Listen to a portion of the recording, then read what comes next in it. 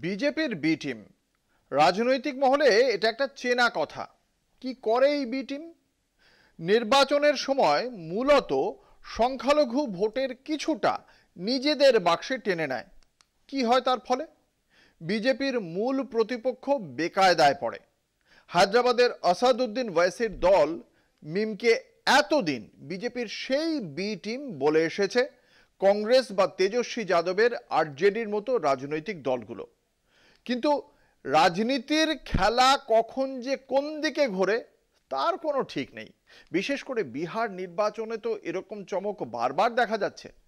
চমক দিলেন আসাদুদ্দিন ওয়াইসিও।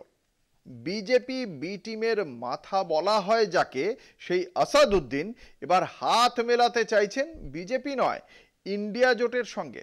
তার কারণ নাকি ইন্ডিয়া জোটের ধর্মনিরপেক্ষতা। ইন্ডিয়া জোট তাকে বারণ করেছে বলেও শোনা যাচ্ছে না। ঝামেলা যেটুকু হচ্ছে আসন সংখ্যা নিয়ে। আসাদুদ্দিন যত আসন চাইছেন, ইন্ডিয়া জোট তাকে তত আসন দিতে চাইছে না। দেখা যাক ভোটের জল কোথায় গড়ায়। বিহারে বিজেপির সঙ্গে মিমের মধুর সম্পর্কের অবসান। ইন্ডিয়া জোটের সঙ্গী হয়ে বিহারে লড়তে চায় মিম। ইতিমধ্যে তেজস্বীকে প্রস্তাব মিমের। আসন রফায় গন্ডগোলের সম্ভাবনা প্রবল। বিহার নির্বাচনে এবার ইন্ডিয়া জোটের সঙ্গী হতে চায় আসাদুদ্দিন ওয়েসির অল ইন্ডিয়া মিম। বরাবরই মিমকে বিজেপির বি টিম বলে কটাক্ষ করে থাকে আরজেডি ও কংগ্রেস। অক্টোবর বা নভেম্বরে হতে চলা বিহার বিধানসভায় সেই মিমই এবার ইন্ডিয়ার হাতে হাত রাখতে সক্রিয় হয়ে উঠেছে। ইতিমধ্যে মুসলিম অধ্যুষিত সীমাঞ্চলে নির্বাচনে দাঁড়ানোর প্রস্তাব নিয়ে আরজেডি নেতা তেজস্বী যাদবের দ্বারস্থ হয়েছেন বিহারের মিমের প্রধান আখতারুল ইমান। শেষ পর্যন্ত বিজেপির বিরুদ্ধে দাঁড়াতে চায় মিম। এখন জোটের প্রস্তাব তেজস্বীর কোর্টে। এখনো পর্যন্ত প্রস্তাব ফিরিয়ে দেওয়া হয়নি বলেও দাবি তার।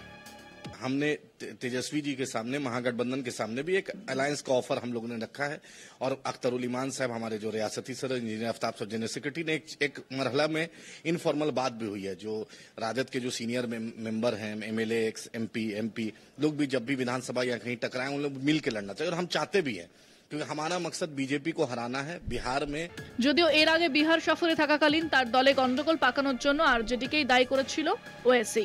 সেই সময় তিনি নির্বাচনে 24 আসন জয়ের দাবি করেন। বিহার বিধানসভা নির্বাচনে 50 আসনে লড়তে চায় মিম।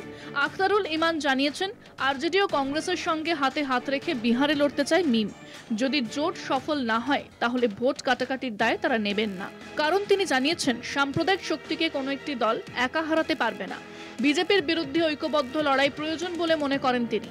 তবে আসন নিয়ে কংগ্রেস আরজেডির মধ্যে মতানৈক্য হওয়ার প্রবল সম্ভাবনা রয়েছে মিমের।